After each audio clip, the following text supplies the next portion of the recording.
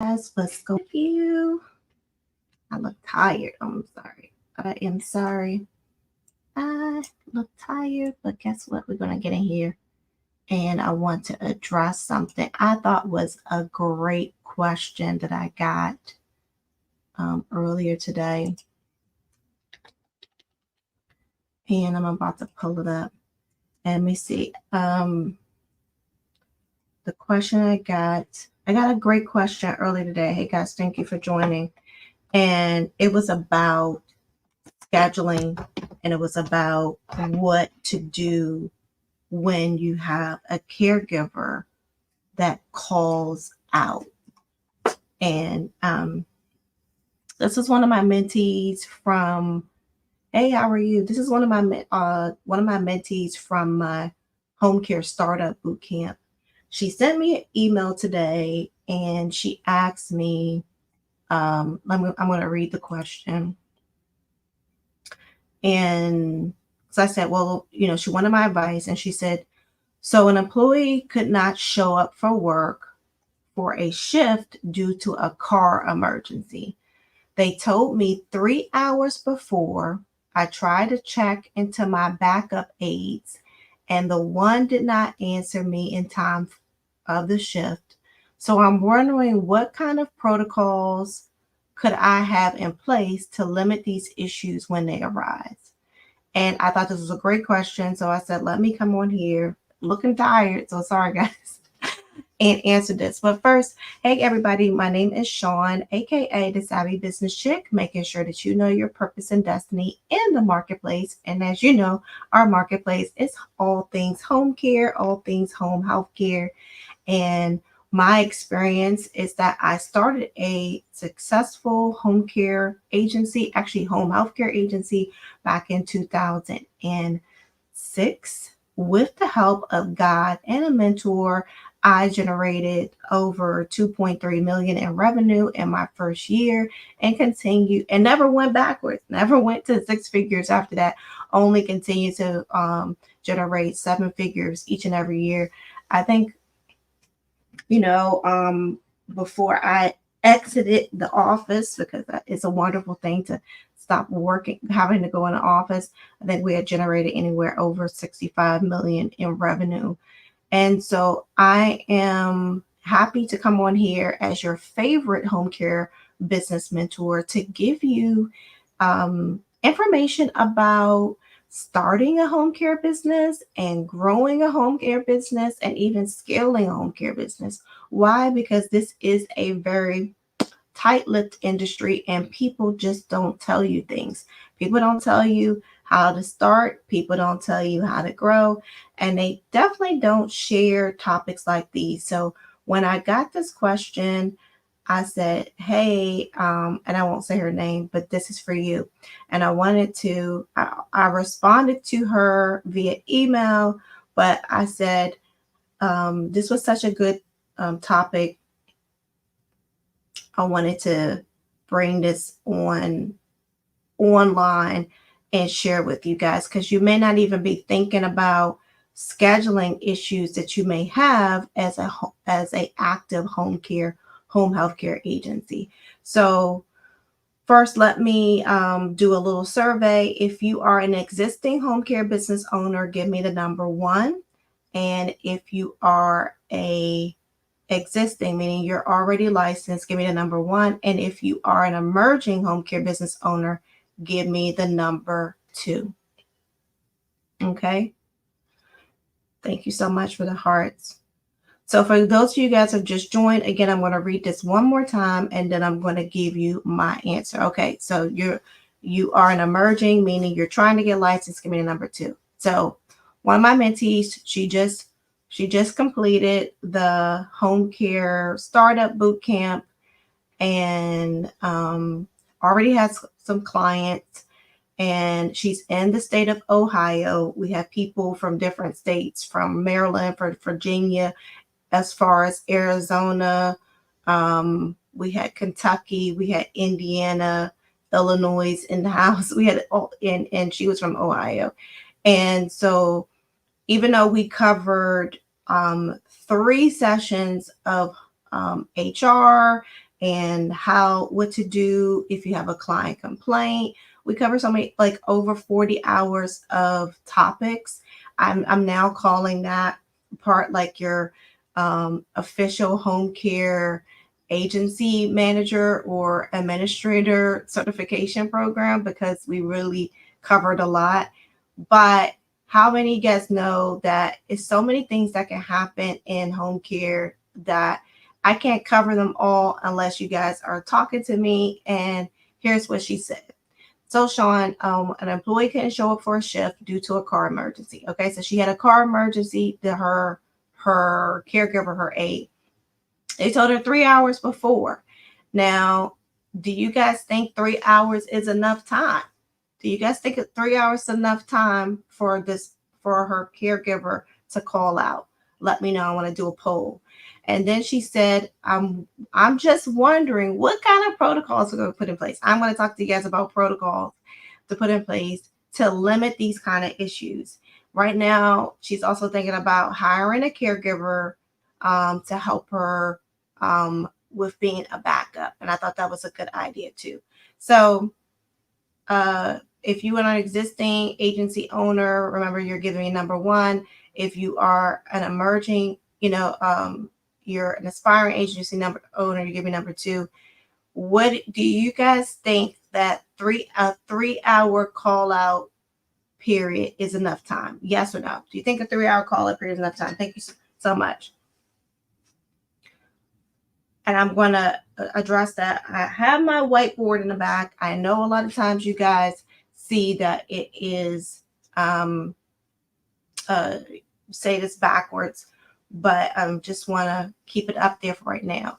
Okay, so I'm here on TikTok and I'm here on YouTube, and Sandra on YouTube is saying no, it's not, especially if it's a day shift. 4 hours, I think, will be a little bit better.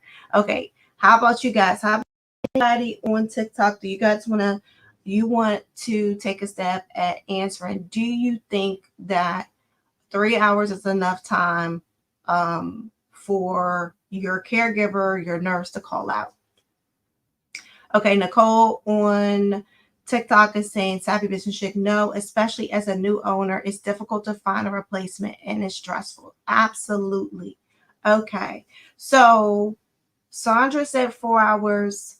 What do you guys think? What do you guys say on TikTok? What do you guys think is enough time? And then BJ's is saying, honestly, no, even though it may not be realistic when stuff happens, that they can't help. It's not easy finding a caregiver in the first place. Yep, exactly. So what would you guys say is enough time? 4 hours, which Sandra initially said, or 6 hours, 8 hours? What do you guys think is enough time? And I'm going to tell you, after I get one more answer, because we're not going to drag this on, I'm going to give you guys how I do things. This is how I share. We actually had a training yesterday, Monday, in the Home Care Accelerator program, and that is for existing home care business owners. And we talked about recruitment and retainment, and we actually went over just your common problems. Okay, so somebody on TikTok is saying 6 hours. The common problems that you may have with caregiver recruitment, keeping caregivers, which is the retainment part. But then we have the whole part about scheduling. So 6 hours, I have 4 hours here and I have 6 hours here. Okay, so let me get my little whiteboard. Sorry, guys. I know a lot of people get on TikTok and they're all dressed up. Sorry, I have what I had on when I picked up the kids, so please forgive me. But you're gonna love the content, even if you don't love the outfit, right? It's the end of the night. Okay, so here is what I want to tell you guys, and here's what I will tell her. Hey, Renita, how are you? Okay, so you need to have two things. And this is operations. These are things that they do not tell you when you are getting licensed, right? There's no policy they're going to talk to you guys about when it comes to getting for your license. They don't ask you these things. They don't ask you to submit a policy for that. Let me pull this up a little bit. Okay. So you need to have an arrival protocol.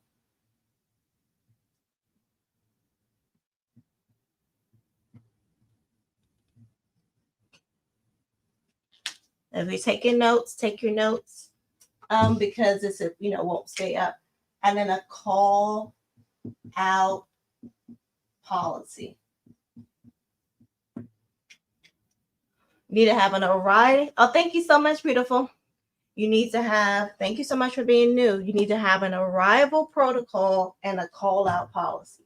The arrival protocol you need is the standard. This is the standard, right? All right. And you teach the standard. You teach the standard in orientation. You continue to reiterate the standard. And with the standard of the arrival protocol, what you also have to tell them is the consequence, right? And so the only consequence really that we want to emphasize is that, hey, if you arrive at 6:05 and your shift started at 6 a.m., then we're going to pay you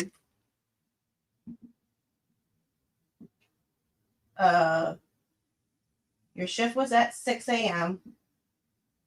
You arrived at 6:05. We're going to pay you for in 15-minute increments. So you're just going to automatically bump up. Oh, that doesn't work. To 6:15.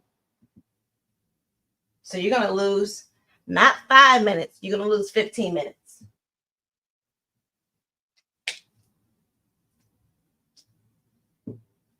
Okay, so that's the consequence, right? You arrive late, you're going to lose more time. Also, with your arrival protocol is you want to reiterate, you want to train your staff to call when you are running late. All right. Call when you're running late. That's the protocol. The protocol is to train your staff to call when you're running late, right? And when you're training them to call the office at any time of the day or night, because you should have a 24-hour on-call person or answering service, you're pretty much saying, don't let that client call me.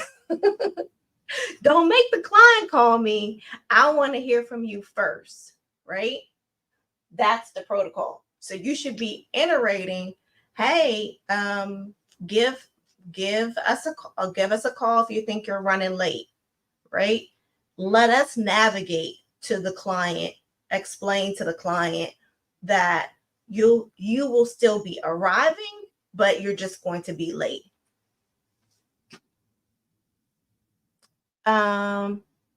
Did you go through school for the 7 courses to obtain the CDA? What are you talking about, the CDA? I'm not understanding your question. Call when you're running late, right? Then again, you want to reiterate the consequence. The consequence of not calling when you're running late is that if the client pretty much cancels or is upset, now you're going into, like a bad environment, right? Because you're going into a bad environment because we can't even prep them to let them know you're on the way. Call when you're running late, right? Give the agency the heads up. And then you have your back office in place so that you can be able to catch this. And this usually would go also on your on-call report, because a lot of times these calls happen after hours. I'm just giving you guys some key things. All right. Now getting to my poll. I've used a personal answering service. The question was, what 24-hour answering system do you use? You can use different ones. Sometimes I like to recommend that you use a local answering service so that the number is local. Because like I know, like for my pediatrician, like if I get a call back from a 1-800 number, I may not answer. So it's kind of good if they're local, so that if they have to call your client back or your caregiver or nurse back, that it's coming from a local number. Then you also want to make sure that they are HIPAA compliant and or have worked in a medical or healthcare setting.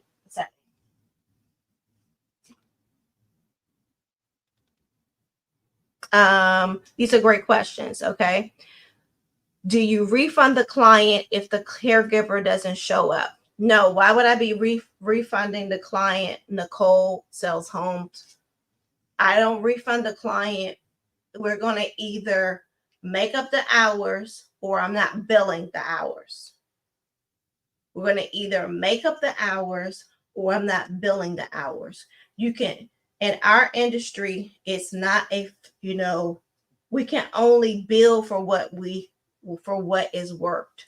That's why when you get to the next level of knowing how much revenue you have based upon your sales, we look at billable hours, not to determine, project our revenue, not clients, because one client can have 24 hours, one client can have 4 hours. We look at billable hours. How many billable hours are we billing on a weekly basis, then monthly basis, right? So getting to this is what we've all been waiting for. The call out policy, the standard is 4 hours. I know it's not a lot of time, but the standard is 4 hours. It's a 4-hour call out policy. Oh my gosh, Sean, how am I going to do that? Okay, it's not 6 hours. That that's kind of a little bit more in the staffing world, home care, medical staffing, nurse staffing. Home care, yes, unfortunately, it is 4 hours. So how are you going to do that? How are you going to play that? Majority are overseas. I might understand. No, not majority of overseas. I have some, all of mine were local. 4 hours. Answering, you can get an answering service at a local. 4-hour call out policy. So again, this is stuff that you are orienting your workers on when they go with the orientation. Hey, if you have and you want to give them scenarios, if you have a problem where you have a problem where you're sick, maybe someone you're taking care of, spouse, child is sick, then give the agency 4 hours or more to be able to cover your shift. If you so in that scenario where they said, if you guys heard me read where she said her car broke down, that probably fell with under the 4 hours. So with my agency, we're still going to try to get you to work. We still going to try to get you to work because it fell under the 4 hours, and we are trying to assess if you are late will the client be okay with you coming late? So what she did is that she tried to replace the aide, not knowing if the client would have been okay with her getting there late. Yes, I still have an active agency. I don't go into the office. I am a founder, emeritus CEO. I do no longer go in the office. Yes, Omer. So how does that sound? As I take a pause, how do you guys think that sounds? I'm gonna read this to you again for those who just joined. So, Sean, so an employee could not show up for a shift due to a car emergency. They had a car emergency. They told me 3 hours before. So, again, like I said, my agency, we're saying, okay, well, what's going on? I got a flat tire. Okay, did you call AAA? Yeah, they said that they're gonna call AAA. They're gonna be here. How far away? How close are you to the client? Because I'm like, you were on your way, right? You were on your way. Is it a way for us to still get you to work? And in some instances, guess what? It was possible for us to still get that worker to work. And that way they don't lose out on money and the company doesn't lose out on money. Okay, congratulations. I started out as a pediatric only home health care agency for my first 13 years. So congratulations. Where is it located? So having the call out policy kind of just like allows you to lean on your caregiver, lean on your nurse, lean on your home health aide. It's like you've put me in a bind because you haven't given me enough time to be able to cover your shift.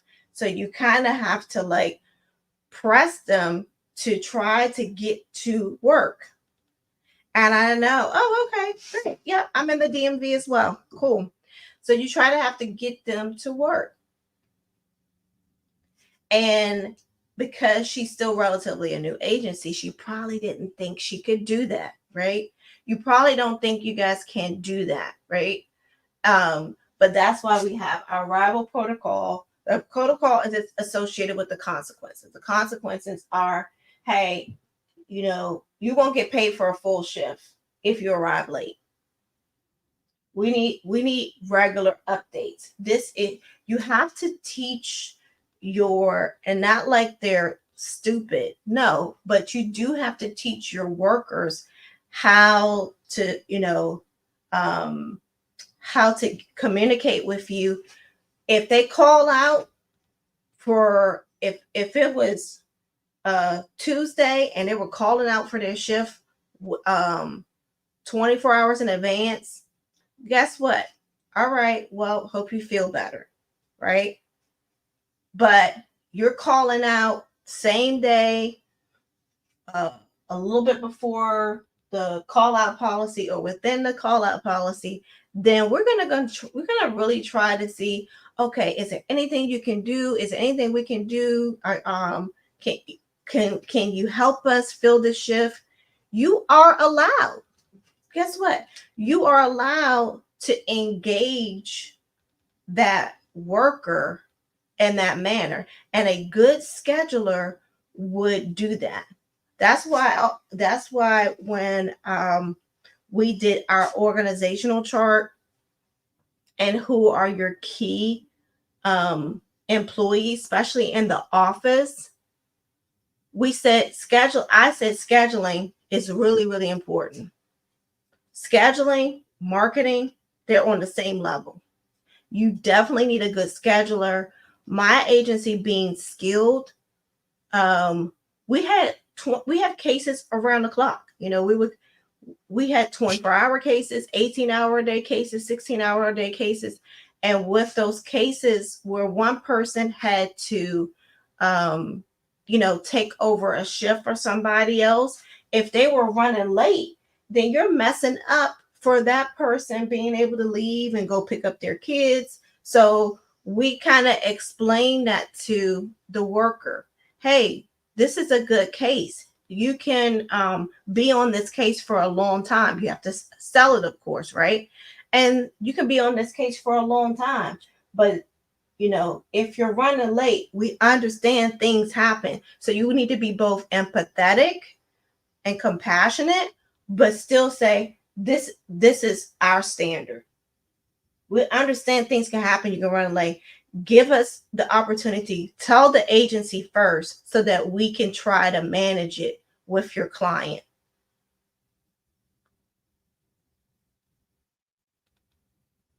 Okay, congratulations.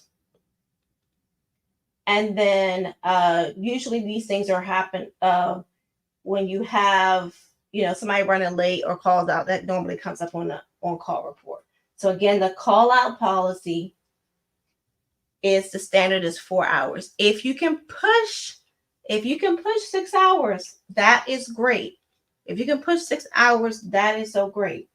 But usually it's 4 hours. And when that 4 hours, here is another thing that you need to do or have in place, right? You need to have a roster of aides or nurses, whichever one that you can call. And this is what we talked about during our training on Monday, how when you're building your team, one side you're hiring, another side you're rostering. You need to have a roster of aides and nurses you can call. Now, if you're new, right? If you are a new home care agency, a new home health care agency, you are going to want that person to just be available at the drop of a dime when you call them. And that may not happen. That may not be the case, right? Because they're on a roster. They're not actively working on a case. So that means they are allowed to pick up another case. And that's why you cannot stop building your team and adding to the roster. But a lot of people do. A lot of people just say, "Oh yeah, I got 5 people." And then they send 2 people out to work, and then you realize those 3 are not enough. So another mistake she may have made is that she didn't have enough people on her roster, right? So my home health care agency, we have about 95 people working. When I left the office, 95, and we had nurses. They were all nurses, and then we started picking up CNAs after I left, because the goal was to start picking up the seniors. That's how I got into the seniors. 95 registered nurses and licensed practical nurses that were active. That means they were working a full-time shift. The PRN, meaning they were working, maybe every other weekend, and a part of our roster where they would work, maybe one shift or just be available for fill-ins was 135. So 135, because I remember seeing it less, plus 95. So 230. So you see how the roster or the ones that can be available, at any time was greater than the active, and we are still building. And we still did orientation twice a month. So you have to be in that mode, but a lot of you get comfortable when I heard something yesterday, and I was I want to put it in my own words, but I'm gonna say it to you the way I heard it. And what they said was, if you want to be and they didn't use home care or home health care, So I'm adding that. They were talking about wealthy people. If you want to be as successful as some of these big home care and home health care agencies that are out there, then you need to do the things that they do. You need to study what they do, and you need to do the things that they do. But if you want to be like some of these unsuccessful home care and home health care agencies that are struggling to get clients, that are complaining because they've been licensed, but they still haven't gotten any clients in a year, or they're struggling to get caregivers, they're struggling to get aides, they're struggling to get nurses or CNAs, right? Then if you do what they do, which is complain and occasionally go out and market their business, occasionally go out and do the things that the more established, more successful home care and home health care agents do, then you're going to get their results. You're going to get the results of whoever you are copying. You're going to get that result, right? So, and that's why it's so many people in these Facebook groups talking about, yeah, it's hard out here. It is, because that is what you have decided to believe. You have decided to believe that, versus there's an agency out there getting more clients. Like, what are they doing? And you might assume they're doing that because they're bigger. But no, they're doing that because they have decided that they can win and, and continue to increase their income, their revenue, their client base, even in what some people are calling a saturated market, a market full of underqualified caregivers and nurses, and a market, that's full of red tape because of compliance and regulatory compliance. They have decided that they are going to win. And that's what you have to decide. But you also have to have systems in place. So if you don't have these two things, and I just gave you just a little bit about how I did it, then you could be doing really, really good with your marketing, right? And then have infrastructure problems. What does that look like? Your infrastructure problems could be, you have 5 clients, let's say 3 of them are 24-hour-a-day cases, and the other ones are, one's 8 and one's 10. But you can't even bill for all of the hours of one of your 24-hour cases. Why? Because you have instability in your scheduling. Then you need to fix your structure. You have an arrival protocol where you tell your workers at the onset what the agency considers is late. Encourage communication and reporting. That's what this is. Communication reporting. Calling out, that's the standard from the arrival protocol. And say, hey, you can call out, but if you do, we prefer you either give us a 2-week notice. If you got to go on vacation, give us some time to cover your shift. If you're going to be going out of the country, you need to be off, blah, blah, blah. Or at minimum, we require that you to have at least 4 hours. And you kind of emphasize, hey, give us that time to be able to cover your shift so that you can be able to come back. So that is how I my full answer to my mentee that asked me that question. I kind of just did, Angela. We were talking about one of my mentees who had an employee that she could not show up for a shift. So basically, she called out. She wasn't a no-show. And this is how I told her to handle it. Anybody have any questions before we jump off? I have any questions before we jump off? Remember, if you are an existing home care business owner, you are responsible for having sufficient systems, operation systems. This is why I'm doing the home care business summer school. That's why I'm doing the home care business summer school, right? Because some of you guys needed to go to summer school, right? You need to know what was not, what has been working and what wasn't working, and how you can, revamp it, audit it, do some changes before the end of the year.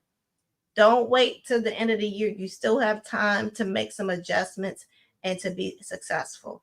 So that is our home care accelerator, aka home care business summer school. And like I said, I'll take two more questions. How to handle a situation where a caregiver doesn't turn up and you don't have a replacement. Okay.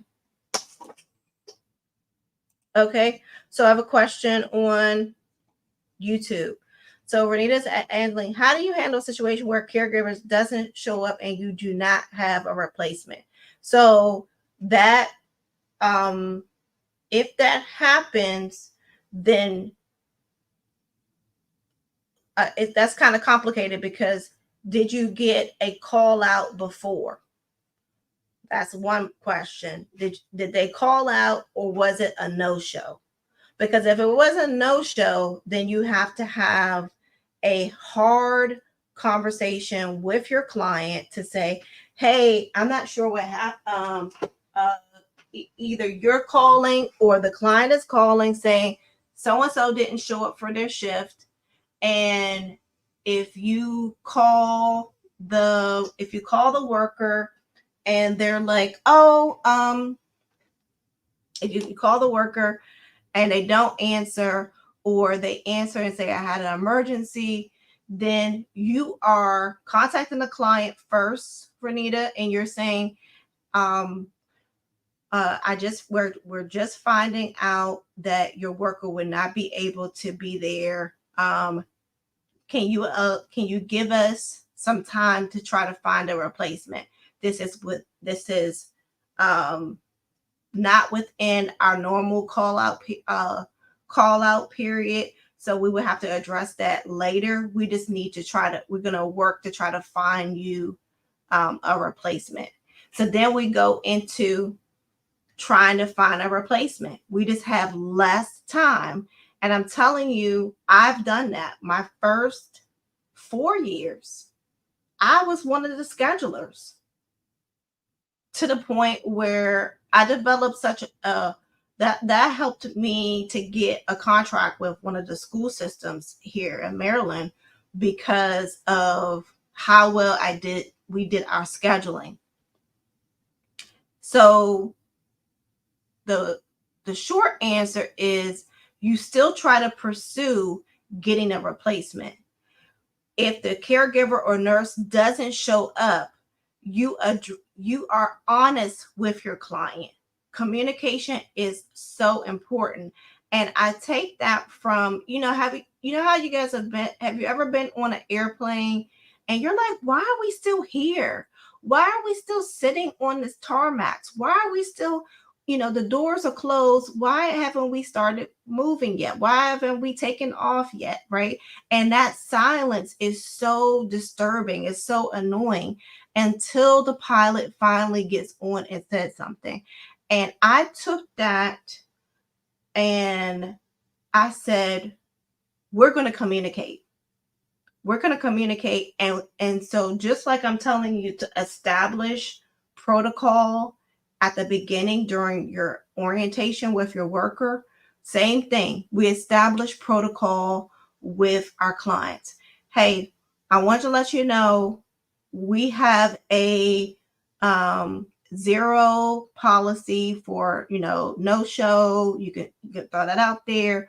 We can say, you can tell them what you would do if someone would call out. It's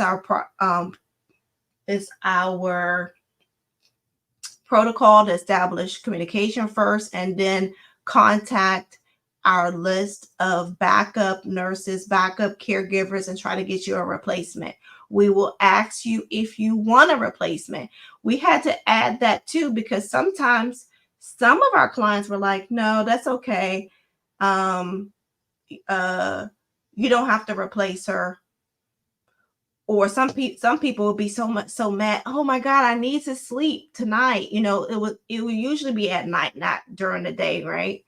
And so you should establish that communication, take responsibility for your worker not showing up, and try to fix it.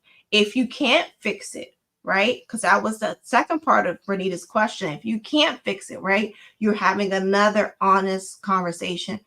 I apologize. We were not able to find a provider, find assistance for you tonight.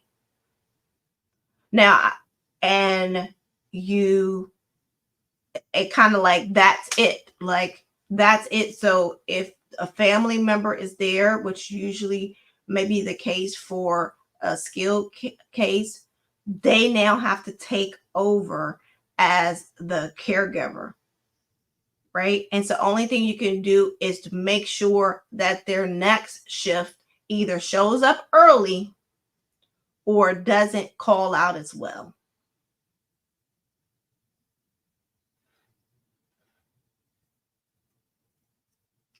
Okay. When you're starting the business, would you, the owner, go to the client's home to complete the hours so you don't lose the client? That's a good question, Sandra. But in my case, because I started out as a skilled home care agency with a pediatric niche, I could not go work. I think that made me have a more robust scheduling process because I couldn't work. I knew everything about changing the trach. I knew I was in on the classes, to learn about the different peeps for the ventilator. I knew the difference between a GJ tube, an NG tube, a G tube, bolus feeding. I knew all that stuff, but I couldn't do it because I wasn't a nurse. So I think it helped me to not be able to go do the shifts at the client's home because it made me focus on correcting a problem in my business, which is, hey, we need to get some more backup nurses. We need to get some more backup caregivers. And it made me address an operational problem. So a lot of times, what my lovely, wonderful, amazing nurses, healthcare professionals do, they put out the fire, but they never do the job of the fire chief. What was the cause of the fire? And that's where you have to put on your CEO hat, right? The CEO says, what caused this fire? But a lot of my healthcare professionals, I wanted to be on the bedside anyway. I missed this. Let me go do the care. Let me go do the care. I'll do the care. Yeah, I'm going to do that. I'll make the client happy. And all of that is fine and well, but it doesn't address the problem. So because I couldn't, I learned to address the problem, and I continuously improved my scheduling process. Hope I answer your questions. If you have no one to send and you can, then go. But remember, I'm saying if you can go, because in most states you would need to be, have some kind of certifications or training. Okay, and last question on TikTok. Does Maryland have a contractor template for RSAs? What do you mean? The summer school is $4.99 right now. What do you mean contractor template for RSAs? can you be, or is there a good spot to find client onboarding templates or templates for onboarding contractors? Which contractors you trying to onboard? Because only in Maryland, you can only use nurses as contractors. So, and I started out with contractors too. To hire them, you're saying contractor template, so you're kind of throwing me off. You need a contract, Caitlin. I hope, Caitlin, you need a contract for a contractor. You need a contract for a contractor. Yeah, caregivers in Maryland, you got to use them as employees. It's a new law, or it's the law's been around, I think, past 3 years.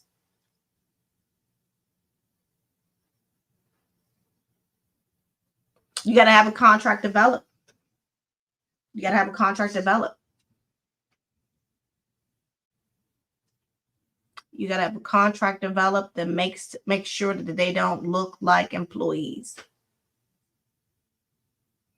Okay, guys. So you have a good evening. Thank you so much for joining this impromptu.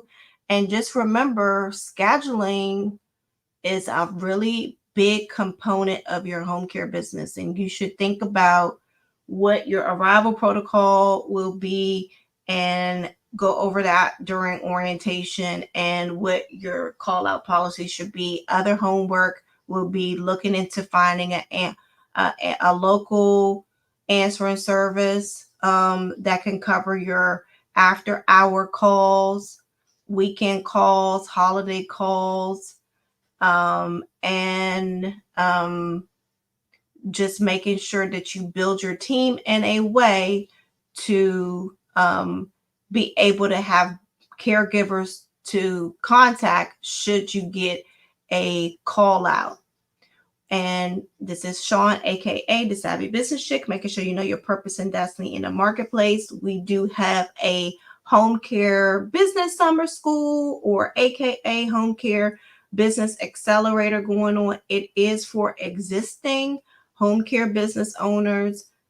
And I stress existing because we go over different things for new home care business owners and my home care startup program. And that doesn't start again until September. So if you want, you can still join. We have 3 more live sessions, and you get access to the training we did this past Monday. They're every Monday evenings only on Zoom, private classes, and then you have your portal with your assignments and replay.